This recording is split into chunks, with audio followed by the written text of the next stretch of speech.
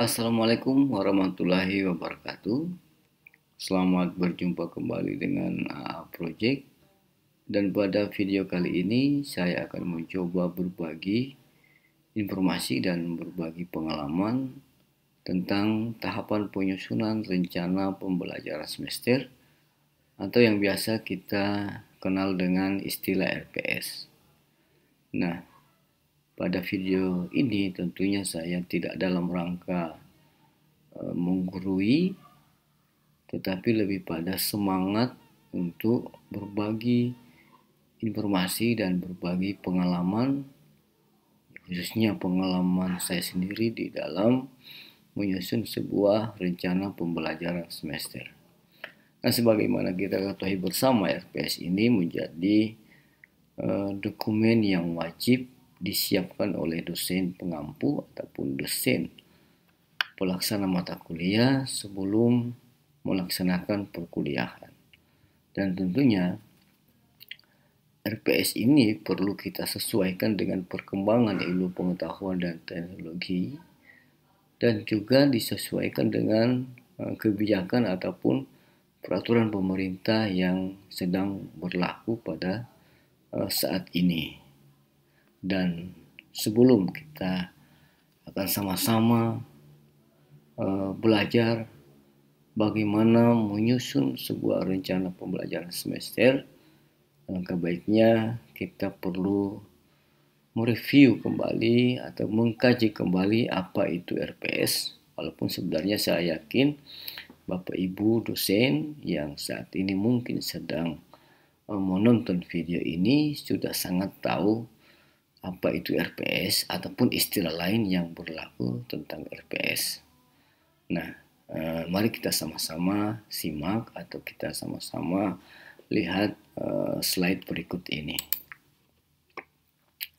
RPS ataupun rencana pembelajaran semester menurut Permendikbud nomor 49 tahun 2014, rencana pembelajaran semester atau yang disingkat RPS ditetapkan dan dikembangkan oleh dosen secara mandiri atau bersama dalam kelompok keahlian suatu bidang ilmu pengetahuan dan atau teknologi dalam sebuah program studi.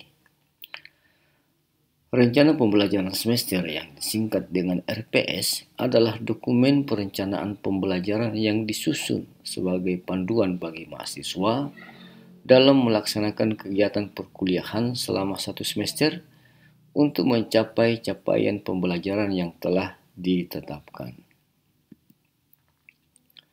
Nah, apa prinsip dalam penyusunan sebuah RPS? Yang pertama, RPS harus dapat ditelusuri keterkaitan dan kesesuaian dengan konsep kurikulumnya. Yang kedua, RPS itu dititik beratkan pada bagaimana memandu mahasiswa belajar agar memiliki kemampuan sesuai dengan CP lulusan yang ditetapkan dalam kurikulum, bukan pada kepentingan kegiatan dosen mengajar. Yang ketiga, prinsip penyusunan RPS adalah pembelajaran yang berpusat pada mahasiswa atau Student Centered Learning yang disingkat SCL. Dan prinsip yang keempat adalah RPS itu wajib ditinjau dan disesuaikan secara berkala dengan perkembangan ilmu pengetahuan dan teknologi. Yang berikut adalah komponen RPS. Komponen RPS setidaknya terdiri atas poin-poin sebagai berikut. Yang pertama adalah nama program studi, nama dan kode mata kuliah, semester, SKS, nama dosen pengampu. Yang kedua, komponen dari RPS adalah capaian pembelajaran lulusan yang dibebankan pada mata kuliah. Yang ketiga adalah kemampuan akhir yang direncanakan pada tiap tahap pembelajaran untuk mencapai CPL. Yang keempat, bahan kajian yang terkait dengan kemampuan yang akan dicapai. Yang kelima, tentang metode pembelajaran. Yang keenam, waktu yang disediakan untuk mencapai kemampuan pada tiap tahap pembelajaran. Itu juga harus disampaikan pada RPS. Yang ketujuh adalah pengalaman belajar mahasiswa yang diwujudkan dalam deskripsi tugas. Dan yang kedelapan adalah kriteria, indikator, dan bobot penilaian. Sementara kemudian RPS yang ke-9 adalah daftar referensi yang digunakan oleh dosen. Jadi di dalam RPS itu kita perlu menyampaikan referensi yang kita gunakan kepada mahasiswa. Dengan harapan mahasiswa itu bisa mencari referensi itu secara mandiri agar dalam setiap perkuliahan dia sudah memiliki informasi tentang mata kuliah yang sedang dia ikuti. Nah, berikutnya sebagaimana prinsip RPS yang disampaikan tadi harus wajib disesuaikan dengan perkembangan ilmu pengetahuan, maka secara keseluruhan di dalam pelaksanaan perkuliahan, maka kita perlu melakukan evaluasi program pembelajaran. Nah, di dalam program pembelajaran ini ada 3 tahapan, yaitu rancangan, kemudian pembelajaran yang merupakan proses, kemudian yang berikutnya adalah komponen luaran. Nah, tentunya di dalam mengevaluasi program pembelajaran, sebuah program pembelajaran itu berhasil atau tidak, atau kurikulum itu berhasil atau tidak, bisa kita evaluasi pada luaran yang kita hasilkan. Dalam hal ini lulusan. Nah, untuk mendapatkan bagaimana luaran atau lulusan dari program studi kita, maka informasi itu bisa kita dapatkan melalui kegiatan seperti tracer study maupun kuesioner yang kita sebarkan kepada para pihak yang menggunakan lulusan dari program studi kita. Berdasarkan informasi itu, kita bisa melakukan evaluasi terhadap kurikulum, terhadap RPS, terhadap proses dan asesmen. Juga kita bisa melakukan evaluasi terhadap dosen, mahasiswa, dan sumber belajar yang dimiliki oleh mahasiswa. Pun kita juga bisa melakukan evaluasi terhadap kondisi lingkungan, sarana maupun prasarana yang ada di program studi kita. Nah, tentunya evaluasi ini kita lakukan sepanjang kegiatan pelaksanaan pembelajaran yang ada di program studi agar kita bisa mendapatkan lulusan yang kita harapkan, yaitu lulusan yang memiliki CPL ataupun kompetensi yang diharapkan oleh dunia kerja. Selanjutnya, bagaimana tahapan perancangan sebuah pembelajaran? Yang pertama, mengidentifikasi CPL yang dibebankan pada mata kuliah. Yang kedua, tahap yang kedua adalah merumuskan capaian pembelajaran mata kuliah atau CPMK yang bersifat spesifik terhadap mata kuliah berdasarkan CPL yang dibebankan pada mata kuliah tersebut. Kemudian tahap yang ketiga adalah merumuskan sub CPMK yang merupakan kemampuan akhir yang direncanakan pada tiap tahap pembelajaran dan dirumuskan berdasarkan CPMK. Selanjutnya kita harus membuat analisis pembelajaran, yakni analisis dari tiap tahapan belajar. Yang berikutnya adalah menentukan indikator dan kriteria dari sub CPMK.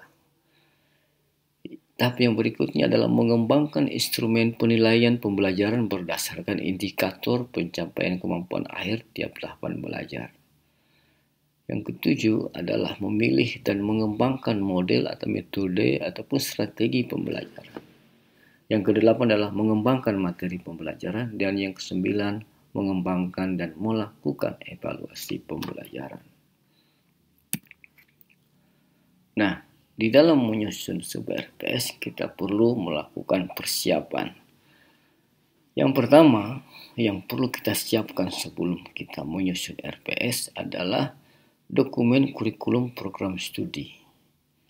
Nah, ini harus sudah kita siapkan dulu sebelum kita menyusun RPS. Yang kedua adalah peraturan terbaru yang terkait dengan pelaksanaan pendidikan. Apakah itu peraturan menteri, peraturan presiden, ataupun peraturan-peraturan lain, atau juga kebijakan dari program studi ataupun universitas tempat kita melaksanakan tugas sebagai dosen ataupun pengajar.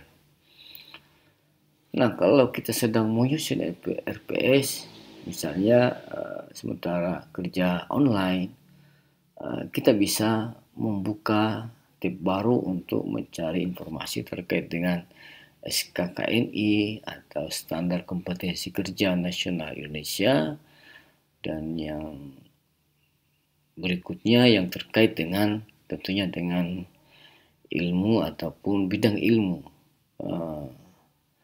dari kita masing-masing. Kebetulan pada contoh ini saya dari teknik elektro bidang tenaga listrik, sehingga saya perlu mencari informasi kompetensi tenaga teknik tenaga listrikan yang dikeluarkan oleh ESDM.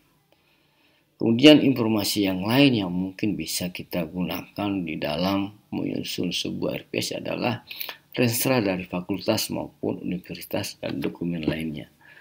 Nah, tentunya apa fungsi dokumen ini? Paling tidak kita bisa punya bayangan kira-kira fakultas ataupun universitas itu mengharapkan lulusan kita yang seperti apa, dan itu ada di dalam renstra.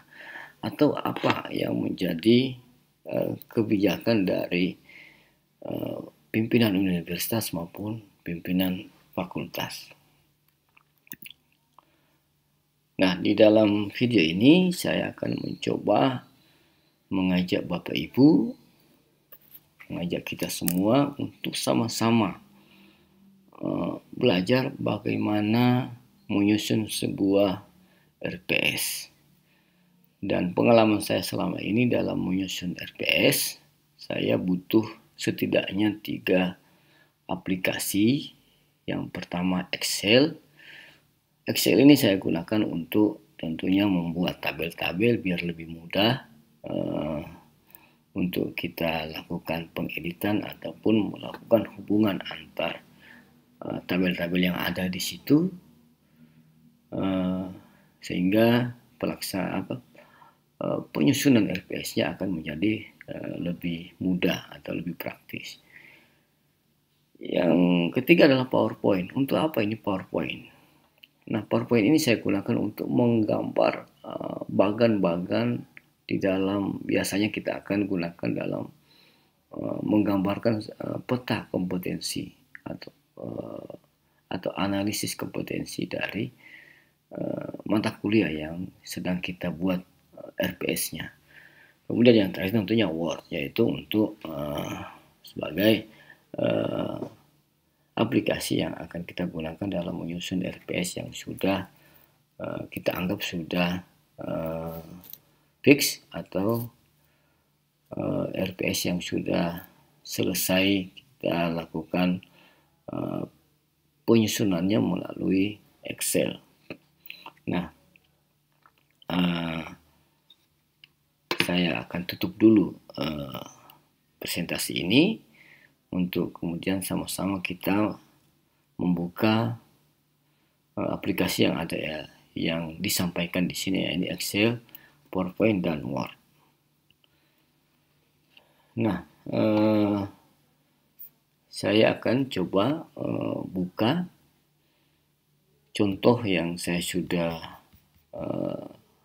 buat, dan saya akan mencoba menjelaskan tahap demi tahap dari langkah-langkah ataupun tahapan yang ada di dalam menyusun RPS. Dan untuk kali ini saya menggunakan contoh mata kuliah transmisi daya listrik yang memang mata kuliah ini selama ini adalah mata kuliah yang saya ampu atau mata kuliah yang saya ajarkan kepada mahasiswa. Mari kita coba buka dokumennya. Saya sudah siapkan di sini. Nah, ini yang Excel ya. Saya coba buka Excelnya. Sedikit loading ini.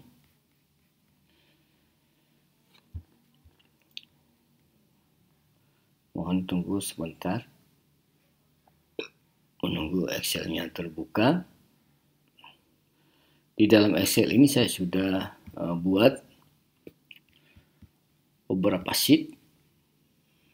Di sini sudah ada sheet CP, kemudian sheet CPL Prodi pada mata kuliah, kemudian analisis komponen CPL, yang berikutnya adalah form. Form ini tentunya sebaiknya sudah kita siapkan saja di Word, nanti isinya tinggal kita copy dari Excel yang sedang kita buka saat ini. Nah, ini adalah sheet CP atau capaian pembelajaran.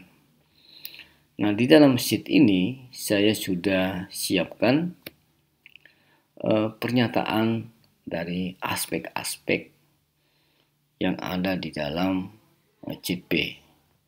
Yang pertama komponen sikap. Nah, komponen sikap ini tentunya sudah ada di dalam dokumen atau di dalam peraturan pemerintah tentang KKNI. Nanti kita tinggal copy dari sana semua pernyataan sikap yang ada di dalam peraturan pemerintah tentang KKNI, kita copy dan paste di sini dalam tabel ini. Selanjutnya tentang pengetahuan. Pengetahuan ini sumbernya dari asosiasi program studi yang bersangkutan. Nah, ini tidak diatur di dalam peraturan pemerintah tentang KKNI.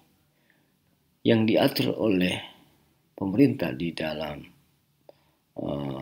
KKNI adalah aspek atau komponen sikap dan keterampilan umum ya. Sedangkan pengetahuan dan keterampilan khusus itu wajib disusun oleh asosiasi program studi yang bersangkutan.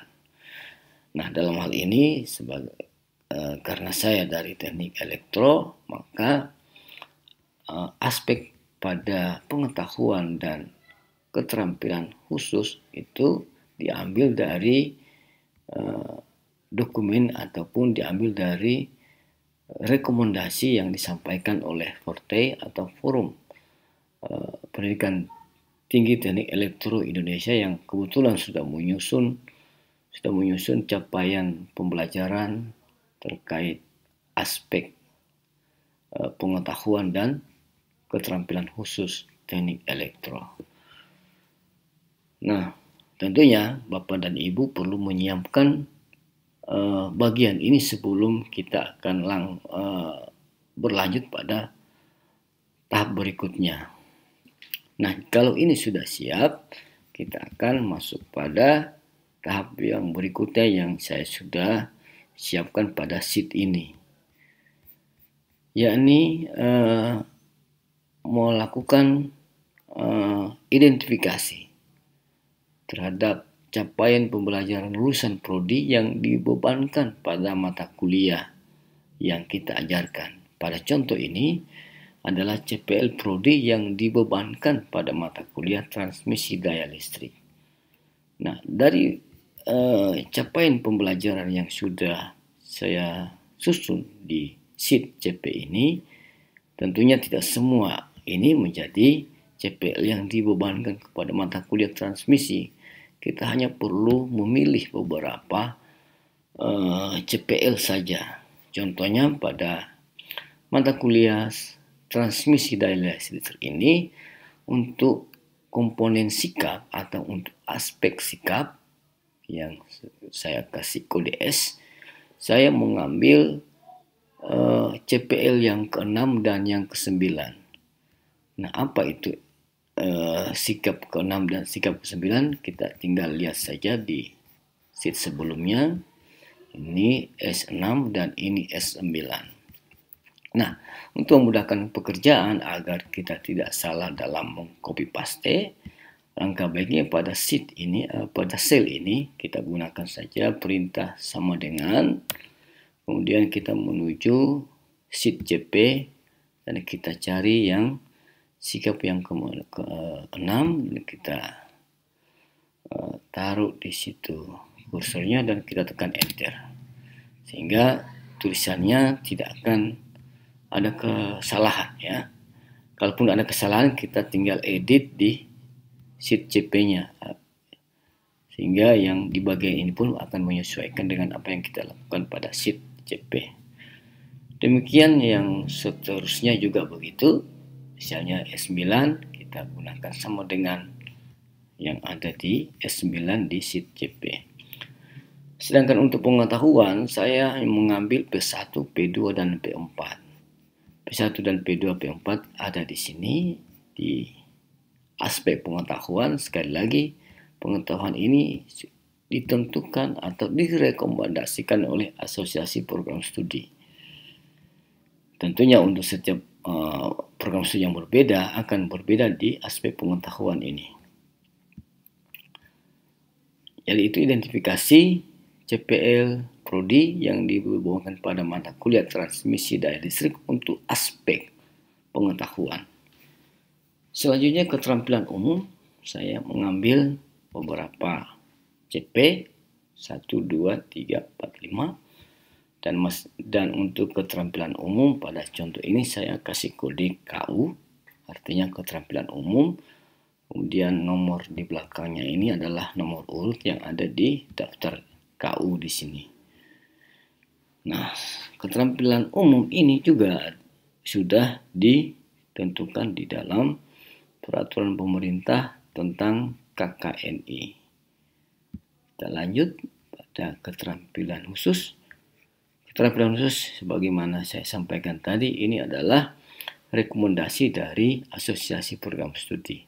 Dan pada mata kuliah ini saya mengambil beberapa CP yang ada di aspek keterampilan khusus sebagaimana yang ada di layar ini. Bisa kita lihat bersama. Ya.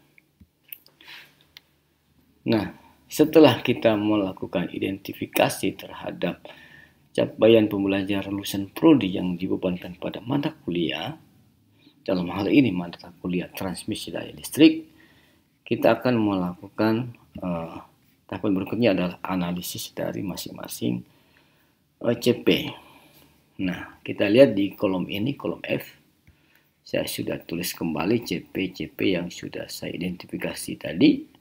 Saya sudah tempatkan di situ, misalnya S6. Kita lihat tipe kemampuan belajar untuk sikap yang ke-6 ini saya sudah tetapkan. Dia adalah penerapan, dalam hal ini C3 menurut Bloom taksonomi, dia dalam kode C3 ya. Kemudian kata kerja tindakan, saya menggunakan kata kerja menerapkan.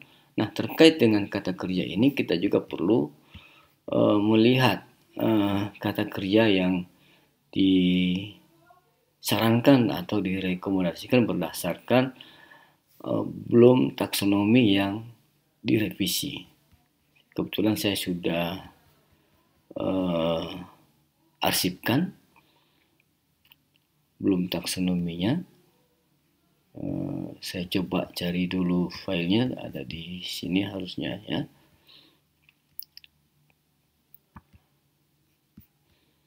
Ini kata kerja operasional revisi Bloom taksonomi. Nah, ini bisa Bapak Ibu dapatkan informasi ini di internet juga atau di Google. Kita tinggal share saja, kita akan ketemu dokumen ini. Ini adalah kosakata atau daftar kata kerja operasional yang berdasarkan revisi taksonomi Bloom Jadi kalau taksonomi lama terdiri dari C1 adalah pengetahuan, C2 pemahaman, C3 aplikasi, C4 analisis, C5 sintesis, dan C6 evaluasi.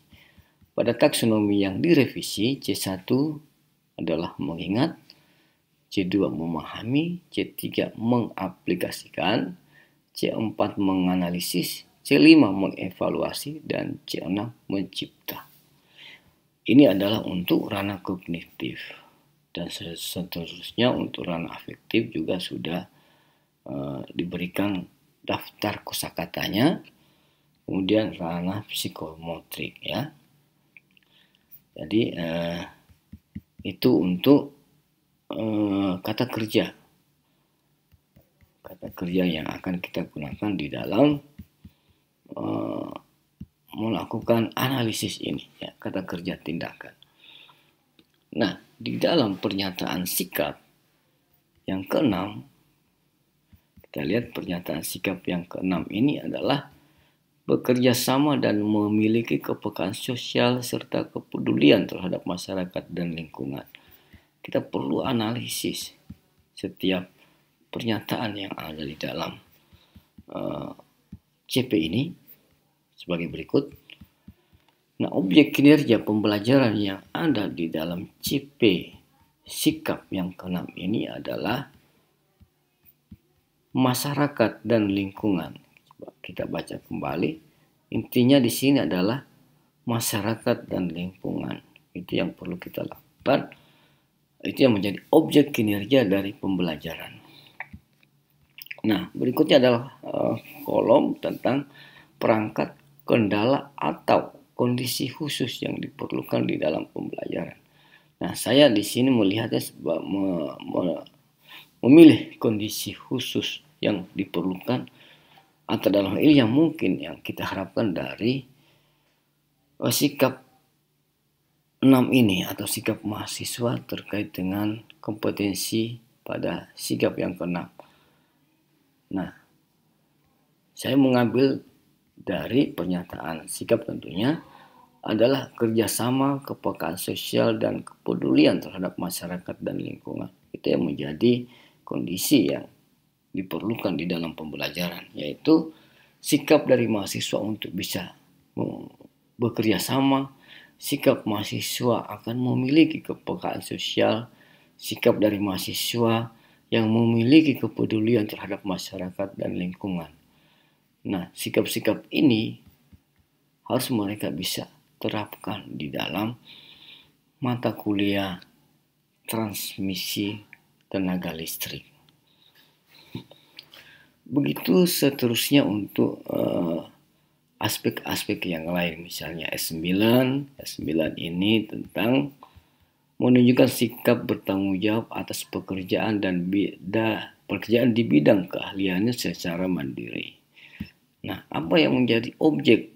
Saya melihat objek pembelajaran di sini adalah tanggung jawab secara mandiri. Nah, kondisi yang diharapkan adalah bertanggung jawab atas pekerjaan sesuai bidang keahlian secara mandiri. Dan ini tipe kemampuan belajar saya tentukan sebagai penerapan. Kata kerjanya adalah melaksanakan. Melaksanakan apa? Melaksanakan tanggung jawab secara mandiri.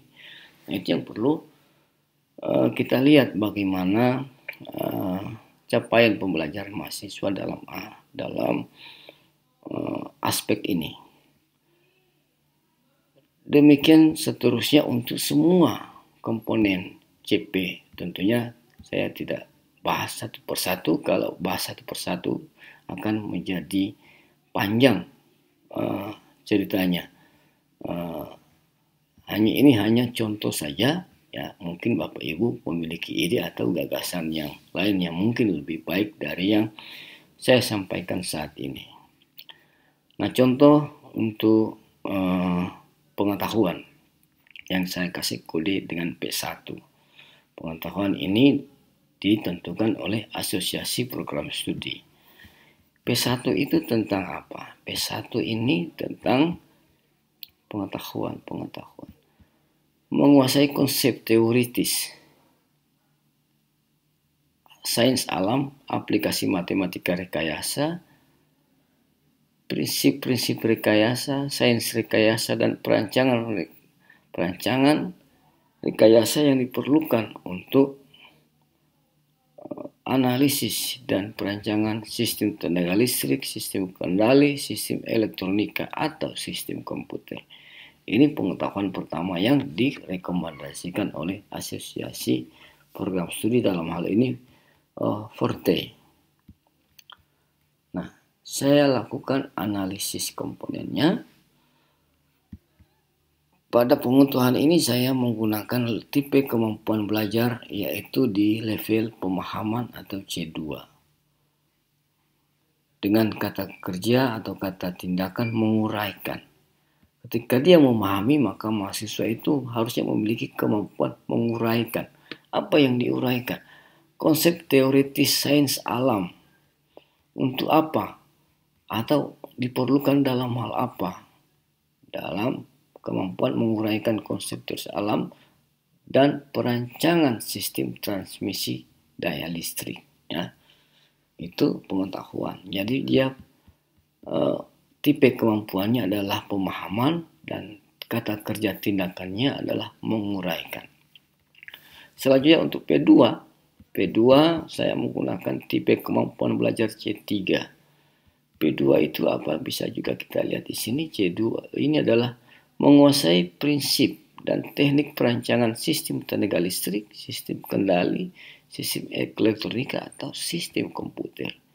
Jadi prinsip perancangan. Saya lihat karena dia harus menguasai prinsip perancangan, maka level atau tipe kemampuan belajarnya adalah penerapan. Nah, di kata kerja, salah satu kata kerja di dalam penerapan ini adalah mengonsepkan. Jadi sebelum dia melakukan atau membuat sebuah perancangan, dia perlu membuat konsep dulu terhadap sistem tenaga listrik yang akan dia rancang.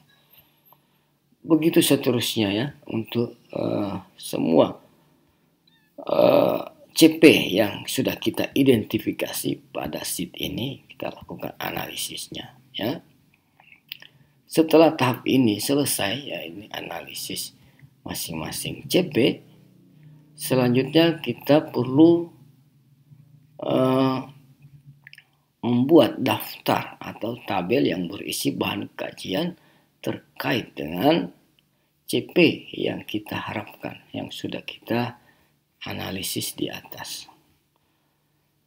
Nah, bahan kajian yang terkait dengan mata kuliah transmisi dengan CP yang sudah disebutkan di atas adalah, yang pertama adalah komponen utama saluran transmisi.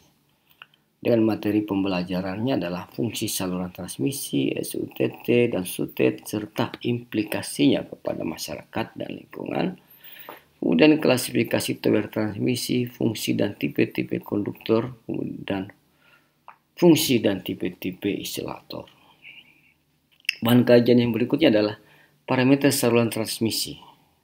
Jadi parameter saluran ini dalam ini resistan dan reaktas induktif pada saluran transmisi. Jadi dia harus tahu sebelum mampu atau bisa mendesain sebuah saluran transmisi, maka dia perlu pengetahuan tentang resistan DC dan AC dari penghantar, pengaruh temperatur dan efek kulit pada nilai resistans, kemudian tabel nilai resistans penghantar, induktans saluran transmisi berdasarkan informasi saluran, dan reaktas induktif saluran transmisi. Demikian juga untuk bahan kajian parameter saluran transmisi yang berikutnya adalah konduktans dan reaktans kapasitif. Dia perlu belajar tentang ini. Selanjutnya bahan kajian yang berikutnya adalah representasi saluran transmisi. Jadi bagaimana representasi saluran transmisi pada bentuk rangkaian ekivalen.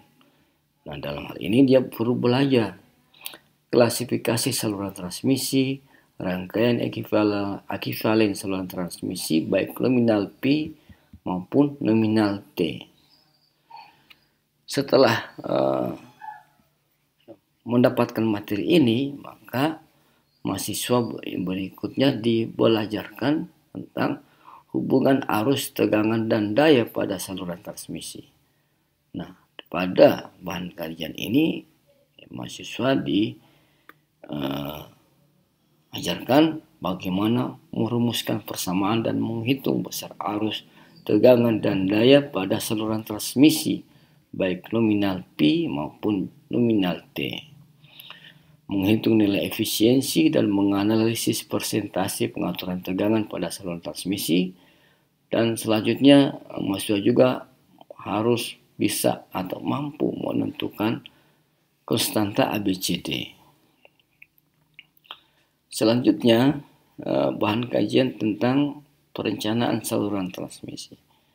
Nah, pada bahan kajian ini, mahasiswa diberikan materi bagaimana memilih atau menentukan tegangan transmisi, memilih dan menentukan jenis konduktor, menghitung andongan atau sek dan tegangan tarik, menghitung jarak antar kawat atau konduktor, menghitung clearance, dalam hal ini jarak bebas minimum, baik secara vertikal maupun horizontal. Nah, selanjutnya yang kita akan buat tabelnya adalah menyusun CPMK,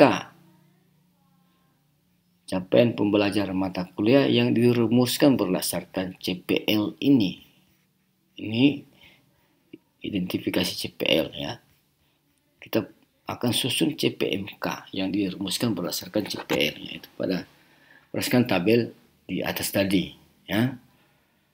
Nah, CPMK saya kasih kode M1, M2, M3, M4, dan ini tentunya bergantung Bapak Ibu seberapa banyak CPMK-nya.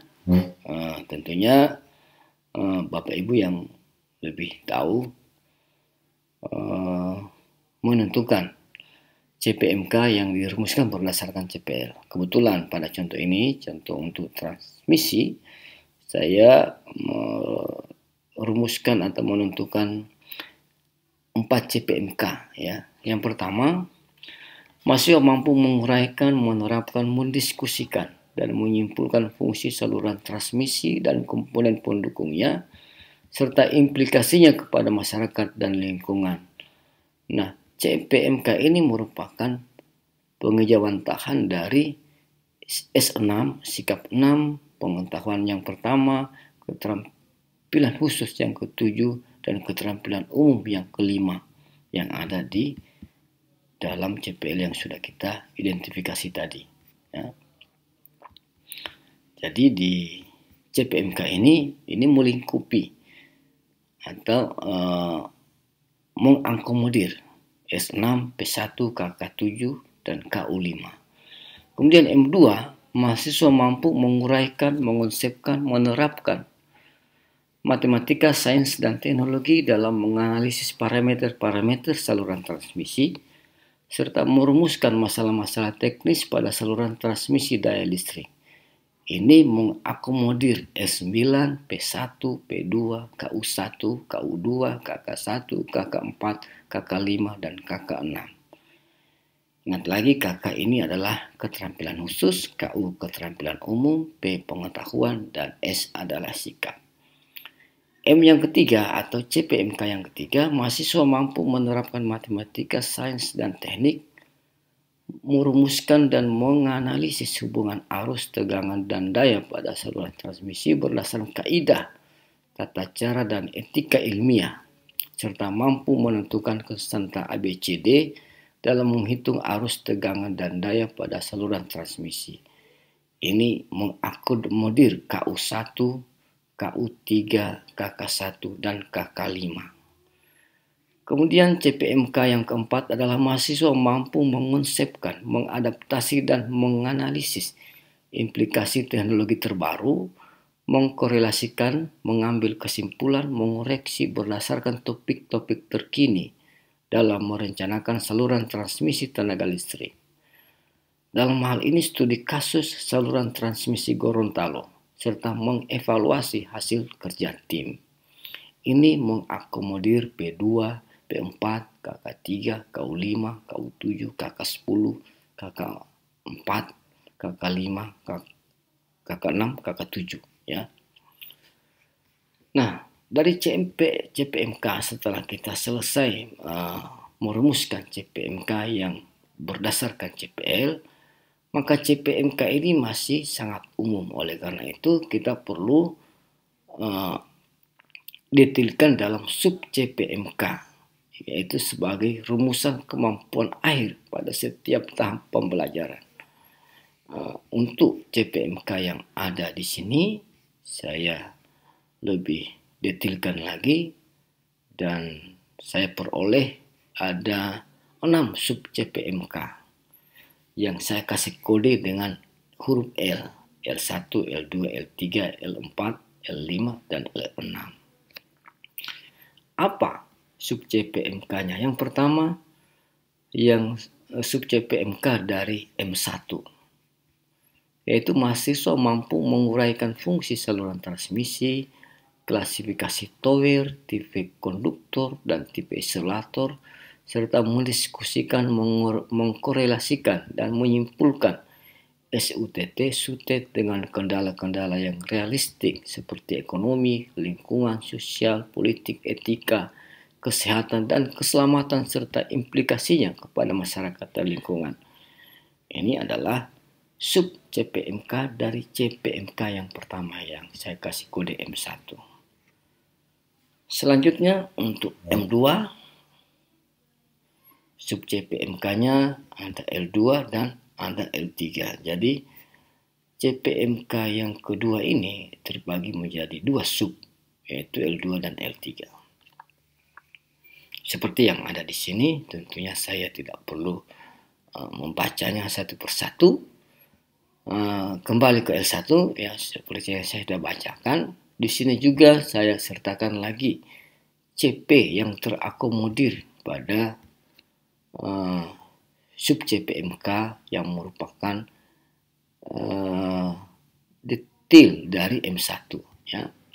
Di sini pun saya sudah mengkalkulasi untuk sub CPMK L1 ini diperlukan jumlah pertemuan 2 kali pertemuan untuk menyelesaikan sub CPMK ini. Selanjutnya sub CPMK yang kedua butuh 3 pertemuan. Sub CPMK yang ketiga butuh 3 pertemuan. Kemudian sub CPMK yang keempat butuh 2. Begitu juga yang kelima. Sub CPMK-nya ada di sini, bisa kita baca bersama-sama. Butuh 2 kali pertemuan. Kemudian untuk sub CPMK yang keenam, yaitu tugas studi kasus, butuh 2 pertemuan atau 2 minggu ya. Sehingga total pertemuannya adalah 14 minggu atau 14 pertemuan, di mana 2 yang lainnya yaitu digunakan untuk evaluasi tengah semester dan evaluasi akhir semester. Sehingga total minggu adalah 16 minggu sebagaimana ada di dalam panduan akademik. Nah, kalau sudah selesai seperti ini, selanjutnya kita akan, pekerjaan berikutnya adalah pekerjaan yang paling mudah, yaitu tinggal copy paste apa yang menjadi isi dari setiap yang sudah kita lakukan analisis ini ke dalam form RPS yang ada di sini ya. Nah, di form RPS ini formnya sudah saya buatkan dalam bentuk Word dan isinya tinggal saya copy paste dari Excel yang sudah kita sama-sama coba susun ini ya. Saya tunjukkan dulu Word-nya ya. Saya tunjukkan Word-nya di RPS 2022 transmisi. Ini RPS transmisi ya, yang dalam bentuk Word ya.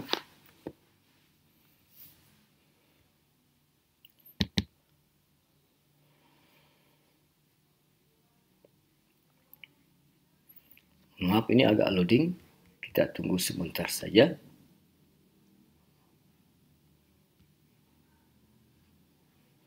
Sudah mulai loading laptopnya. Mohon maaf Bapak Ibu. Nah, ini adalah dokumen RPS transmisi yang sudah saya coba susun berdasarkan apa yang sudah kita lakukan analisis tadi. Contohnya, ini capaian pembelajaran lulusan prodi pada mata kuliah transmisi daya listrik. Nah, tentunya ini saya copy dari Excel yang ada di sini, ya. Capaian pembelajaran lulusan yang dibebankan pada mata kuliah. Tinggal kita copy saja isinya, paste di sini sebagai teks, sehingga akan mengikuti format yang ada di sini. Begitu juga untuk yang lainnya, tinggal kita copy dan paste di Word di sini. Tapi tentunya kita siapkan dulu tabelnya, dan pada saat kita paste sebagai teks. Selanjutnya analisis komponen CPL yang bagian ini saya juga sertakan di dalam dokumennya. Sebenarnya ini mungkin tidak penting di dalam RPS, karena yang paling penting di dalam RPS itu adalah form yang ini. Hanya saja menjaga jangan sampai ketika ada pemeriksaan atau ada asesor atau pihak-pihak eksternal, penjaminan mutu dan lain sebagainya, mungkin akan bertanya kepada pimpinan program studi, bagaimana RPS ini disusun, bagaimana tahapannya. Dengan dokumen yang seperti ini tentunya kita bisa menunjukkan tahapan-tahapan dosen di dalam menyusun sebuah RPS, sehingga RPS disusun tidak sekedar memenuhi apa yang menjadi tuntutan pimpinan terhadap dosennya atau terhadap bawahannya, ya. Jadi apa yang ada di sini di dalam Word ini sebenarnya adalah copy paste dari yang ada di Excel. Demikian juga bahan kajian seperti yang sudah kita coba identifikasi satu persatu di Excel tadi. Selanjutnya saya copy paste di sini, ya. Begitu juga CPMK, sub CPMK-nya saya tinggal copy paste saja di sini. Nah, ini gambar ini memang itu yang saya maksudkan dengan di awal tadi saya perlu menyiapkan PowerPoint. PowerPoint saya gunakan untuk menggambar saja, ya. Karena menggambar bagan begini di Word itu agak susah, akan sulit. Kalau pengalaman saya lebih senang menggunakan atau menggambar di PowerPoint. Ya, saya tunjukkan gambar PowerPoint-nya. Nih, peta kompetensi transmisi, ya. Loading lagi. Mohon maaf. Sudah loading, ya. Kita tunggu beberapa saat saja. PowerPoint membuka filenya. Nah, ini sudah terbuka. Nah, ini pun gambar ini, ya. Isi dari gambar ini, kalimat-kalimat yang ada di sini adalah saya copy paste dari yang ada di Excel. Nah, apa yang penting atau informasi apa yang penting pada bagian ini? Bagian ini adalah menggambarkan peta kompetensi, yaitu alur logika dari tahapan pencapaian CPL, ya. Itu intinya. Nah, kemudian media gambarnya ini saya lakukan perubahan pada bagian ini yang dari defaultnya. Nah, slide ini saya gunakan ukuran, saya lihat ukuran ini, ukuran setupnya dulu. Nah, ukurannya adalah 50 kali 60 cm. Memang kalau mau dibayangkan ini terlalu lebar, terlalu besar. Tapi ini tidak jangan hiraukan itu atau nggak usah dipedulikan ukurannya yang 50 kali 60. Karena kalau ukuran standarnya ini pasti kita akan sulit dalam menggambar ya. Karena dengan ukuran seperti ini pun bahwa halaman ini kan tidak akan kita pancarkan pada LCD projector ya. Hanya kebutuhan kita untuk menggambar bagan saja ya. Nah, bisa kita perbesar. Nih, contohnya nih. Dimulai dengan sub CPMK yang pertama. Seperti yang disampaikan di Excel tadi, sub CPMK yang pertama butuh 2 kali pertemuan.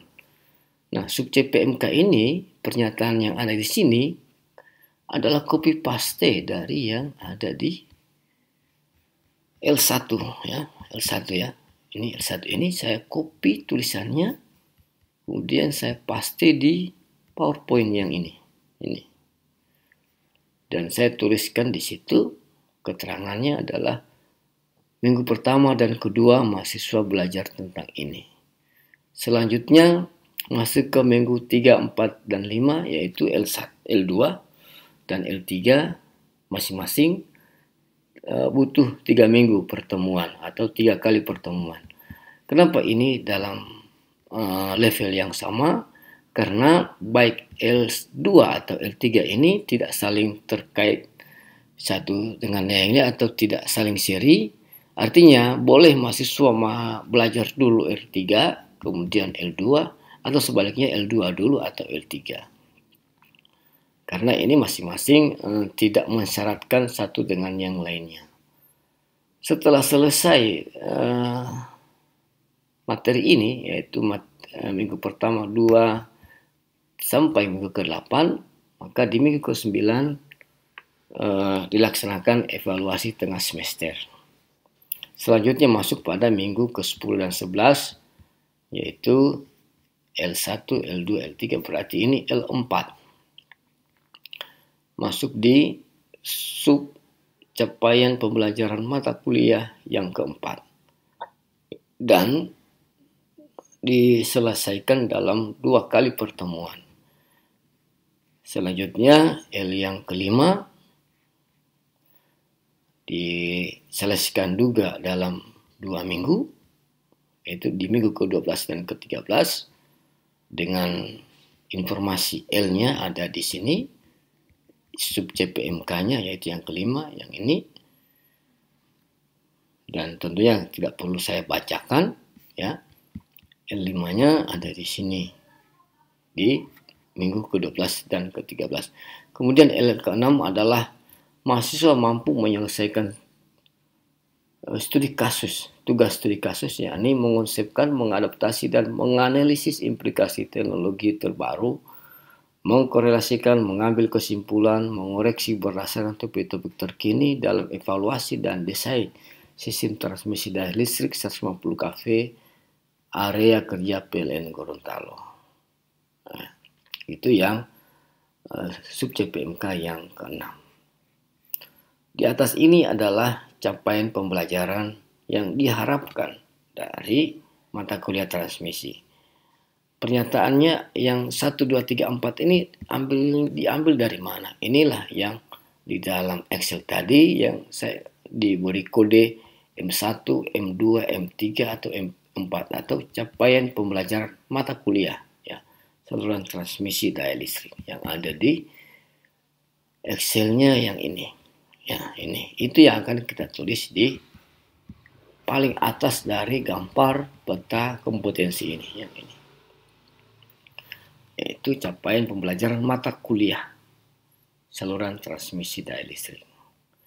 Nah, setelah kita selesai menggambar di PowerPoint ini, ya, misalkan semua bagian ini kita grup, kemudian kita copy, paste di Word, dan saya ingatkan untuk paste di sini adalah kita paste sebagai gambar, ya. kita paste sebagai gambar. Karena kebetulan sudah ada, ya, saya kasih contoh saja. Kita copy, kemudian kita paste di sini. Katakan di sini kita copy paste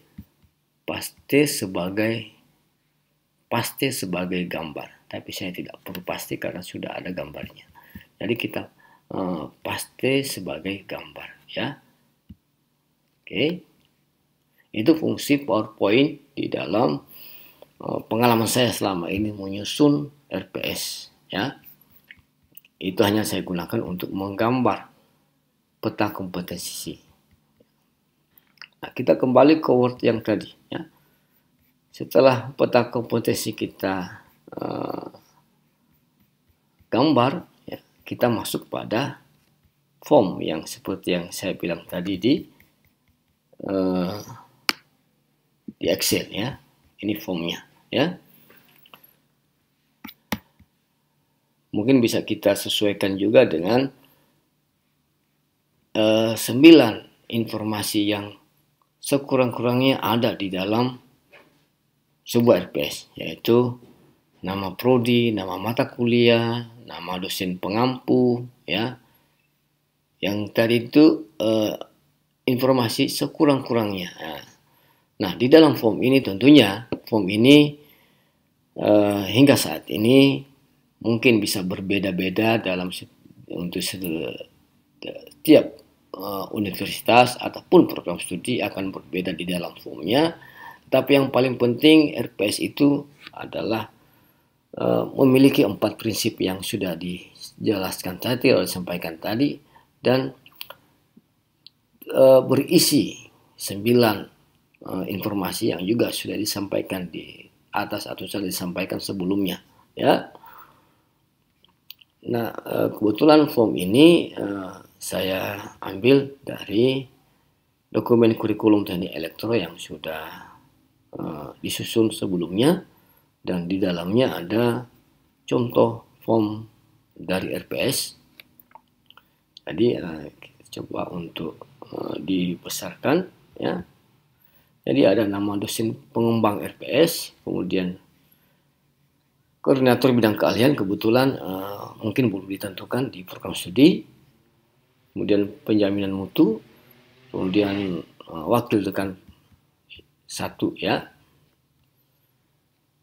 Nah, ini pun kita copy paste dari Excel, ya, yang sudah kita susun tadi. S6 apa, S9, tentunya ini pernyataan yang ada di KKNI, ya. P1 yang ada di pernyataan CP untuk P1, P2 yang sudah kita identifikasi. Jadi kita sesuaikan dengan CP yang sudah kita identifikasi. Seperti yang dicontoh di Excel tadi. Kita tulis kembali di sini. Berapapun itu banyaknya. Begitu juga CPMK yang saya kasih kode M1, M2, M3, M4. Saya sertakan lagi di sini. Nah, selanjutnya adalah bagian deskripsi singkat mata kuliah. Ini ada di dalam kurikulum, di dalam dokumen kurikulum. Oleh karena itu, di awal tadi saya sampaikan bahwa sebelum menyusun RPS, kita siapkan dulu dokumen kurikulum yang sudah ada. Kemudian materi pembelajaran, tentunya materi pembelajaran juga kita ambil dari Excel yang sudah kita susun. Itu Excel yang ini, ya. Kita ambil dari situ, kemudian kita paste di sini sebagai teks. Nah, ini yang dia maksud tadi tentang referensi.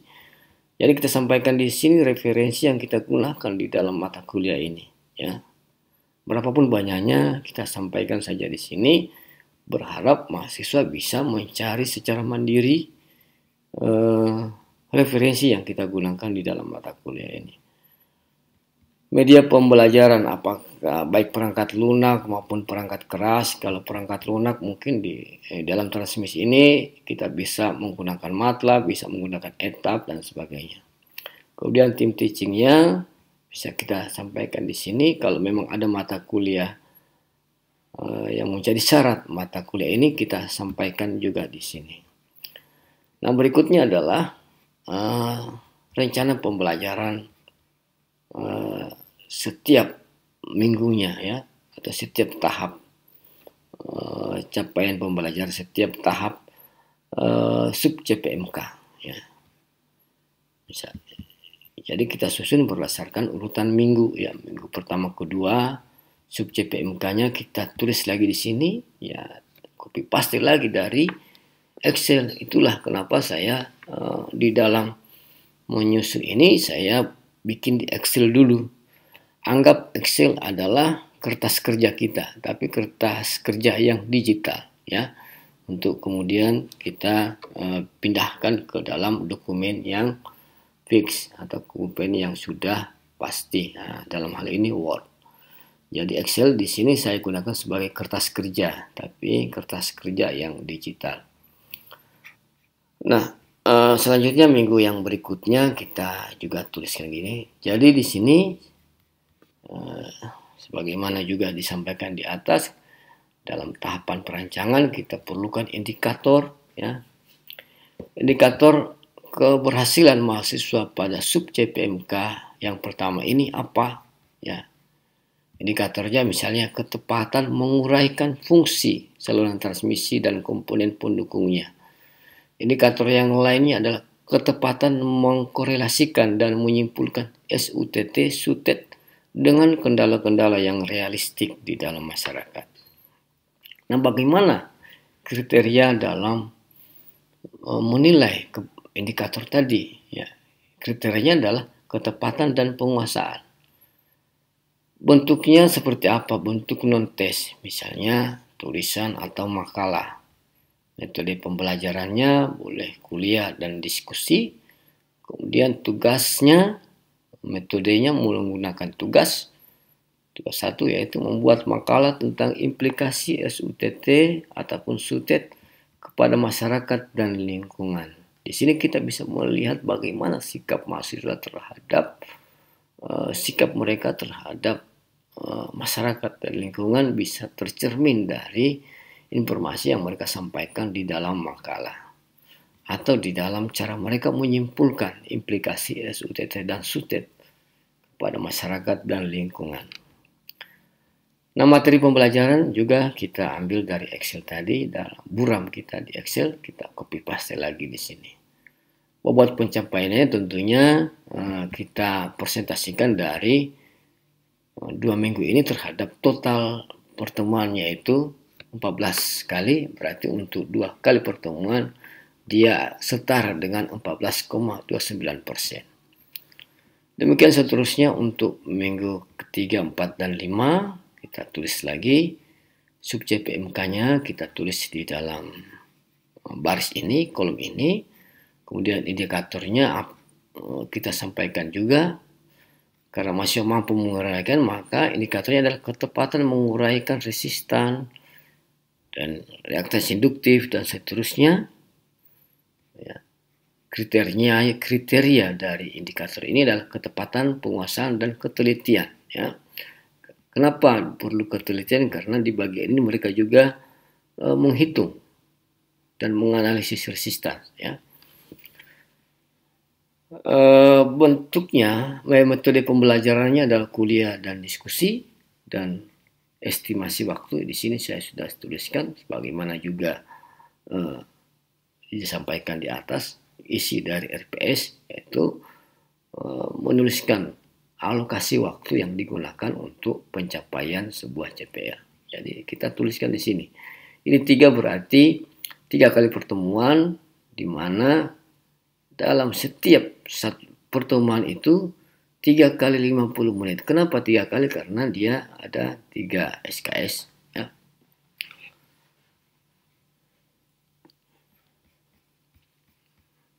Dan seterusnya 678 juga begitu ya. Jadi kita susun ini. Adapun isi-isi beberapa bagian di sini sudah disiapkan oleh Excel. Yang tidak ada di sini adalah indikator yang belum ada di Excel yang sudah kita susun. Begitu juga kriteria, bentuk tesnya, apakah tertulis ya. Dan terakhir ini tentang yang terakhir ini adalah studi kasus ya. Jadi bentuknya dalam bentuk tugas menyelesaikan evaluasi dan desain sistem transmisi daya listrik 150 kV area kerja Gorontalo. Nah, selain RPS ini, selain tabel ini ya, tabel yang menginformasikan tahapan dari setiap sub CPMK yang dilalui atau yang akan dilalui oleh mata kuliah ini. Karena mata kuliah ini terdiri dari beberapa metode yang mengharuskan mahasiswa melaksanakan tugas, maka perlu kita juga buatkan rencana tugas untuk mata kuliah transmisi daya listrik. Pada tabel ini terdiri dari 2 tugas. Yang pertama tugas membuat makalah, yaitu tugas di pertemuan pertama, dan tugas yang di pertemuan ke-14 dan 15 menyelesaikan evaluasi dan desain sistem transmisi daya listrik yang ada di Gorontalo atau di area kerja PLN Gorontalo. Subcapaian pembelajaran mata kuliah ini tentunya bisa kita copy paste lagi dari sub CPMK yang ada di pertemuan pertama kedua dan pertemuan yang ke-14 dan yang ke-15. Kita copy dan paste di sini. Kemudian metode pengerjaan tugas, ya, kita sampaikan bagaimana mekanisme tugas ini, ya. Misalnya makalah ditulis menggunakan Word dengan sistematika penulisan mengikuti panduan penulisan karya ilmiah. Kemudian makalah harus menggunakan sedikitnya 6 jurnal nasional maupun internasional yang dijadikan sebagai tinjauan pustaka ataupun menjadi referensi. Kemudian ketentuan berikutnya tentang waktu kapan makalah ini diserahkan kepada dosen, misalnya pada minggu ketiga, ya. Kemudian penjelasan untuk studi kasus, tugas yang kedua yaitu berupa studi kasus. Ini diselesaikan secara berkelompok dengan setiap kelompok maksimum 5 orang mahasiswa. Kemudian hasil evaluasi dan desain ditulis dalam bentuk laporan dan tentunya juga mengikuti panduan penulisan karya ilmiah. Ya, demikian tata cara penyusunan RPS ataupun pengalaman saya selama ini di dalam menyusun RPS, dan tentunya video kali ini sekali lagi tidak dalam rangka menggurui, karena saya juga bukan ahli dalam menyusun RPS. Saya hanya kebetulan saja memiliki pengalaman yang selama ini yang sudah saya lakukan. Paling tidak selama ini saya sudah melakukan yang seperti ini, lebih pada kemudahan di dalam menyusun RPS dengan cara-cara yang seperti yang sudah saya sampaikan tadi. Misalnya butuh Excel, butuh PowerPoint, dan tentunya butuh Word. Nah, kenapa dibuat seperti itu? Misalnya untuk mata kuliah transmisi ini, maka Excel-nya bisa kita simpan sebagai kita ganti dengan mata kuliah yang lain, misalnya analisa sistem tenaga listrik. Nah, begitu juga untuk Word-nya tinggal kita save as sebagai mata kuliah yang lain. Begitu juga PowerPoint-nya yang untuk menggambar kita save as untuk mata kuliah yang lain. Selanjutnya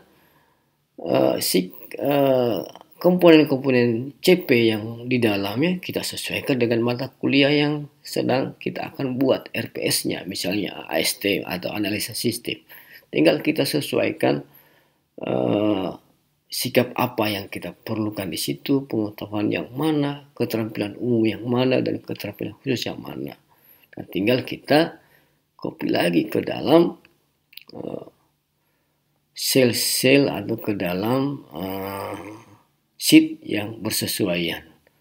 dan kita lakukan cara yang sama seperti yang tadi untuk mata kuliah yang lain. Saya kira demikian video kali ini, mudah-mudahan bisa memberikan manfaat kepada kita semua. Sekali lagi, video ini tidak dalam rangka menggurui Bapak Ibu, tetapi lebih pada semangat untuk berbagi informasi dan semangat untuk berbagi pengalaman kepada kita semua. Dan kalau ini bermanfaat, alhamdulillah. Dan tentunya saya sangat berterima kasih kepada kita semua. Dan apabila ada hal-hal yang mungkin keliru di dalam penyampaian ini, saya mohon maaf.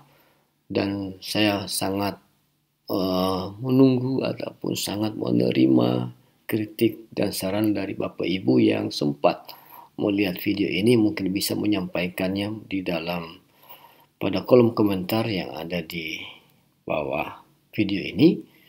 Dan atas perhatiannya dan kerjasamanya, saya ucapkan terima kasih. Lebih dan kurangnya saya mohon maaf.